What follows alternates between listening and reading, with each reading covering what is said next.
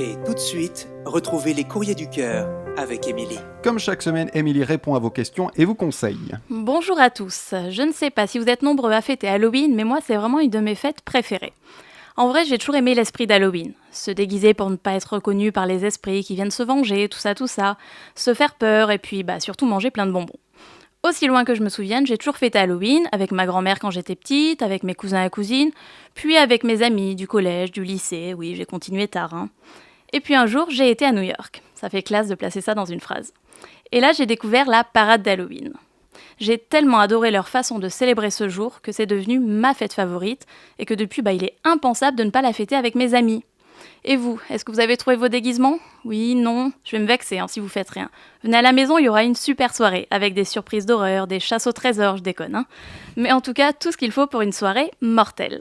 Voilà, maintenant que c'est dit, nous allons parler de Sarah. Sarah, elle a rencontré ce garçon sur, devinez, Tinder.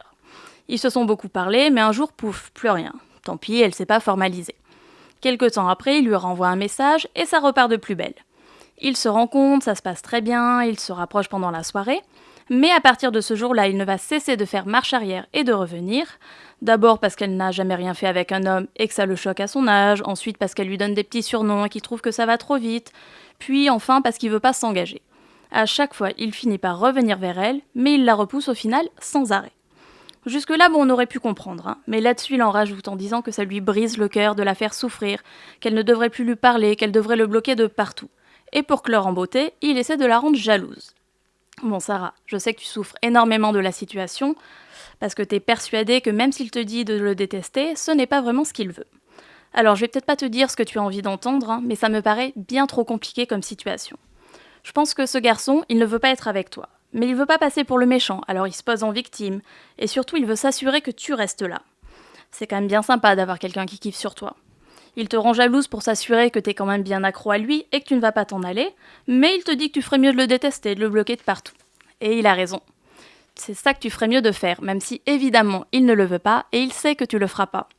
La preuve, tu dis toi-même que le pauvre, il a eu le cœur brisé, qu'il a peur de s'engager. J'en doute pas, mais est-ce que c'est une raison pour te faire souffrir toi ? Non, vraiment pas.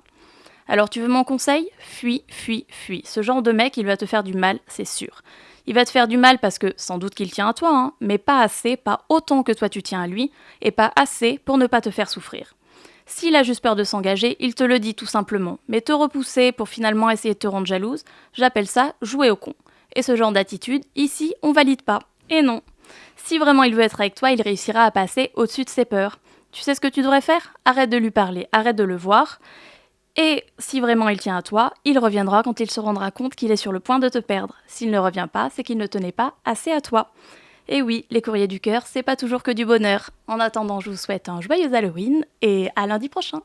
Merci Émilie, et pour lui écrire, c'est sur emily.pantouflexplosive@gmail.com.